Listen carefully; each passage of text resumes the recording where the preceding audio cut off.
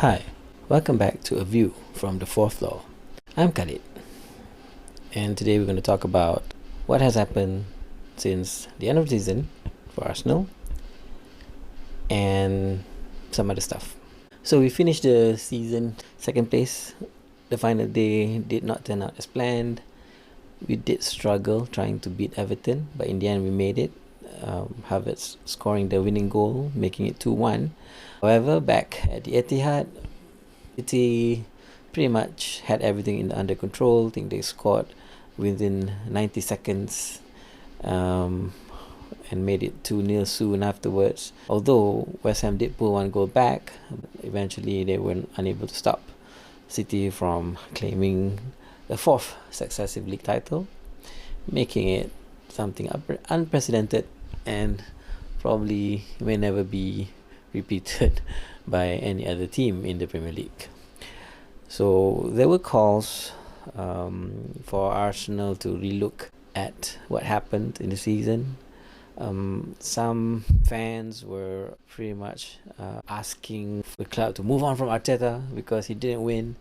But I guess coming second for the second time in a row has shown some progress. Points total increase, number of wins increase, and all that. The team have a consistent playing style. We have the manpower or the squad to compete.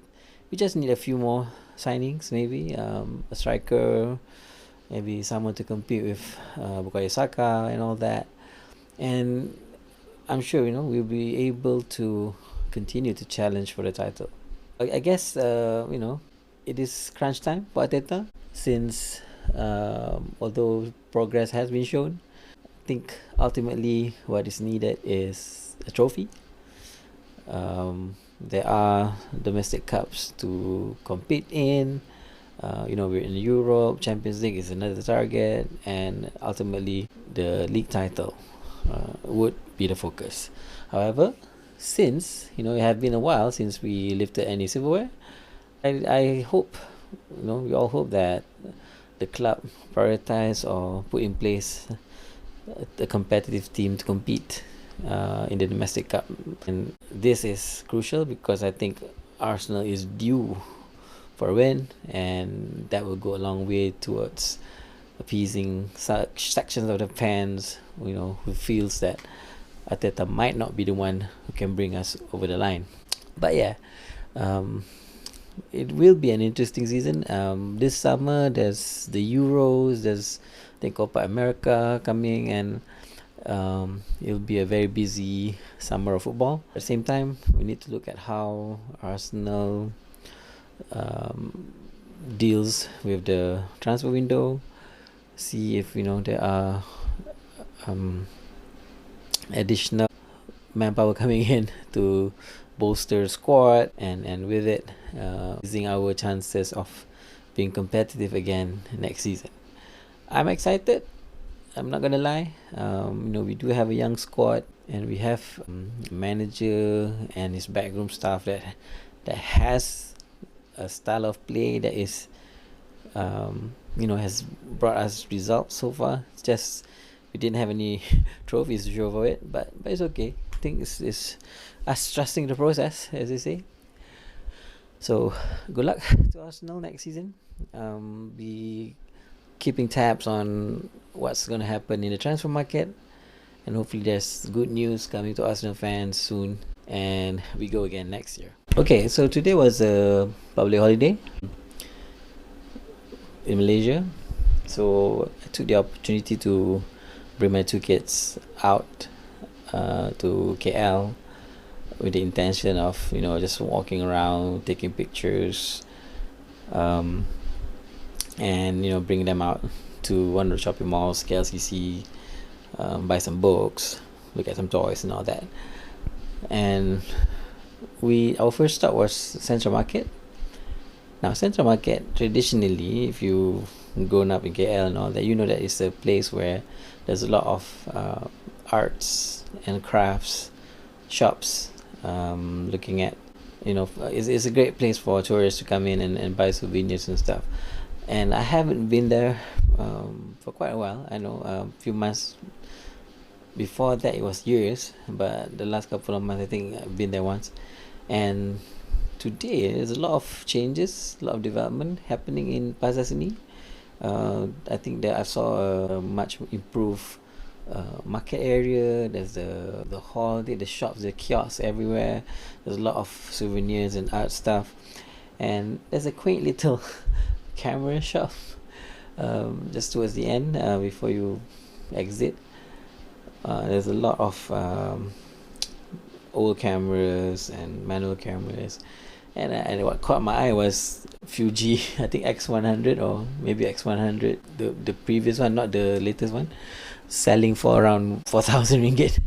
It's like, man, that camera, it just doesn't drop in value. All because, we can see top influencers or YouTube influencers really singing the praise of that camera. And they did come out with a latest version. I think the X106. I saw it.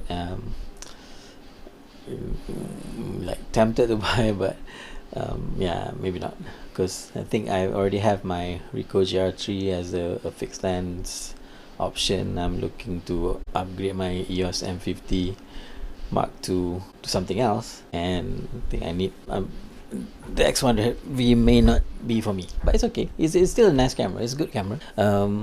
I do have a friend who's buying one and still waiting for it to come. I think the stock conditions or the stock scenario, the stock is very depressing. I mean, I think it's months already since he ordered his, still not coming. Hopefully it comes soon, and we can see all the beautiful pictures that it's going to take with that. Anyway, back to Central Market or Pasar Seni. Now, being a place, it can be like a center of activities or all things related to art.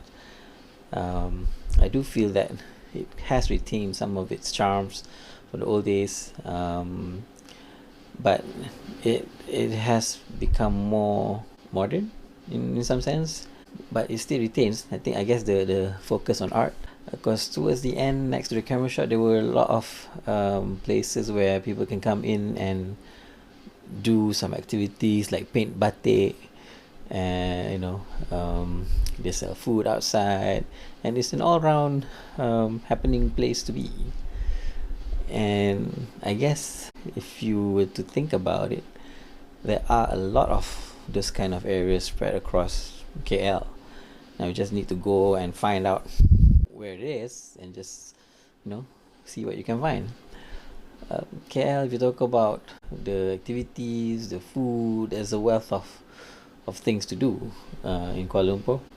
And living here sometimes becomes a disadvantage because you feel that it's Kuala Lumpur, it's KL, been here all the time, and it often leads to you missing out on some of the sights and sounds of KL. But I'm digressing. Anyway, so took the kids out.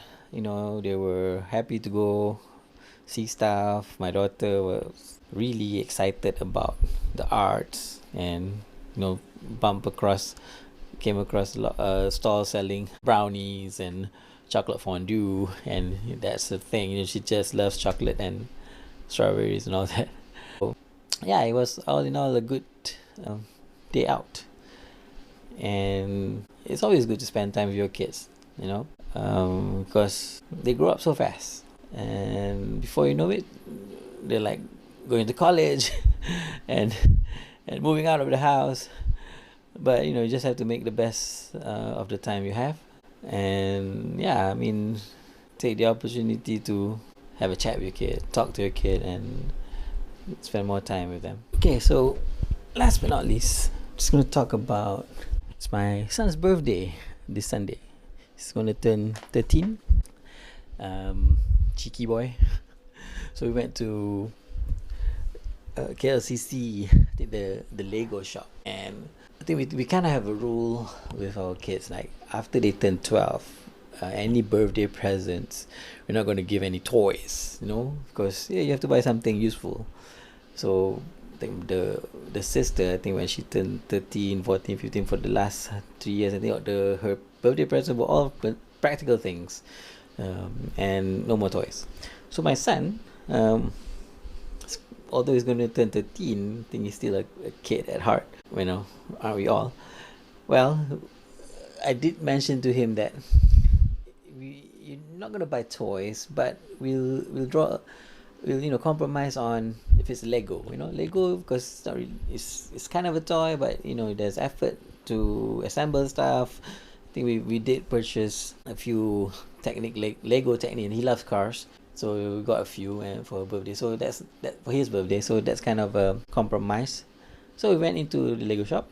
Of course, his eyes darted straight into the bigger Technic ones, the most expensive one, and we saw an Optimus Prime Lego. Optimus Prime, yeah. So at the shop, I think it was retailing for around probably what 849 bucks, 849 ringgit. Said so expensive, but for your birthday you need something. Not not so expensive. Of course, kids never understand. I know we teach them about the value of money, but of course they never really understand. Well, anyway, I told him that, hey, okay, come on, let me just look at it on Shopee or Carousel or all the other online places. And true enough, found a good offer. I think it was selling for like 30-40%, maybe 30% discount or something. So reach out to the person, quickly arrange. I think we agree, make a drop, and I have the toy already in the house. His birthday is on Sunday, but we already have it. I'm just gonna hide it. He knows I bought it already. But of course, kids, I mean, they are rarely patient. So it's like instant gratification. I see something now, I want it now. I want to do it now, Daddy. Can I have it now? No. So I think we're gonna keep it in the house. Or if not, I'm just gonna take it to the office and make it myself. No, Daddy, please, no. It's very exciting. When you were kids, like growing up, can't really afford to buy all the toys. Especially coming from like a big family. You have brothers and sisters, and often you have to make do with what you have. You have to use your creativity. You can't buy toys. You make your own, and it makes you realize that how lucky your kids are, right? Because you've gone through all that, and you feel that, hey, maybe you want them to experience something different, so you work hard. You make sure you have money and you buy stuff for your kids. It's not like you're spoiling them or anything like that. It's just that it's a birthday, right? So yeah. Anyway, I think he's gonna be happy with it. The thing with my boy, I think the moment he gets something, he's gonna want to finish it. I think we bought a few like Technic cars. There was a Ford, was it Mustang or something, and there was Lamborghini, and there was I forgot if it was Bugatti or something. So all those, I think he tried to finish it within like 2-3 days, and it's very good at it. So that's that. So now it's gonna build this Optimus Prime Transformer thing. Hopefully he has fun. No, it's not really a toy. Yeah, but who am I kidding? It is a toy. Maybe I could play with it myself. Yeah. Anyway, so that's this episode. Until the next one. Bye.